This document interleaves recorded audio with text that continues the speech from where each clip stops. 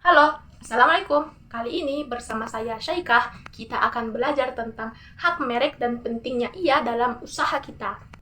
Karena merekmu adalah dirimu. Jadi, hak merek itu adalah bagian daripada hak atas kekayaan intelektual atau biasa disingkat dengan haki. Sebelumnya, haki itu apa? Haki adalah hak yang timbul dari hasil olah pikir manusia atau hasil intelektualnya yang menghasilkan karya di bidang seni, pengetahuan, dan teknologi. Tujuannya apa? Tujuannya adalah untuk menghargai pencipta atau penemu, mendorong inovasi, dan melindungi karya tersebut dari penyalahgunaan pihak luar. Nah, hak merek adalah hak eksklusif yang diberikan negara kepada pemilik merek terdaftar. Jika ada yang mengatakan bahwa apalah arti dari sebuah nama, maka dalam merek tidak ada pernyataan seperti itu.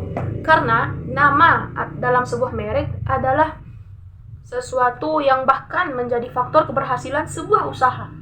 Karena sebuah merek yang baik dapat menjadi identitas sebuah produk, jaminan mutu, loyalitas pelanggan, citra positif, simbol status sosial, dan yang paling penting adalah pembeda dari usaha lain.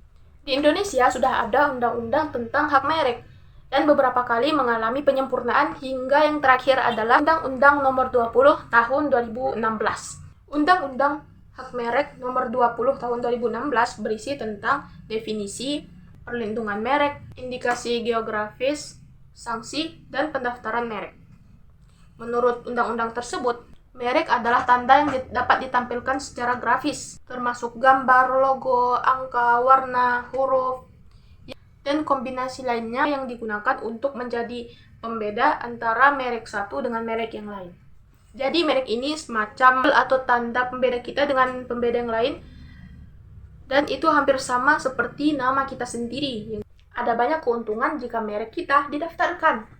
Karena jika merek kita tidak didaftarkan, merek kita bisa disalahgunakan orang.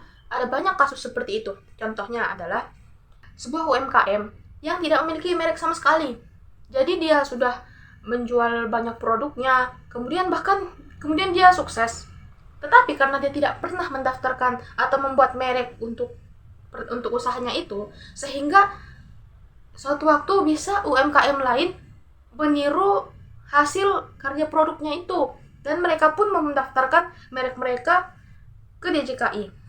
Karena sistem pendaftaran merek ini adalah first to file, artinya siapa yang mendaftarkan merek pertama kali, maka dia adalah menjadi pemilik merek tersebut. Walaupun misalnya dia barangkali meniru dari merek orang lain, karena orang lain yang memiliki merek aslinya itu tidak pernah mendaftarkan, jadi dia tidak bisa menggugat kalau itu adalah milik dia.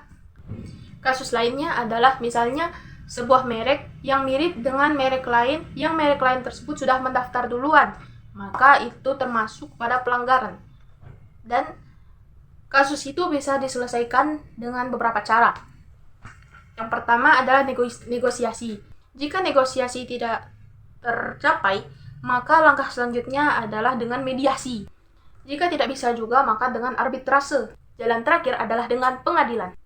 Nah, dengan ini tentunya pendaftaran merek sangat berguna kan, dan sangat penting untuk kita semua, terutama yang memiliki sebuah usaha ataupun bahkan seorang seniman, karena seniman biasanya atau desainer sering membuat logo atau identitas merek atau branding, dan itu sangat perlu untuk didaftarkan kepemilikannya.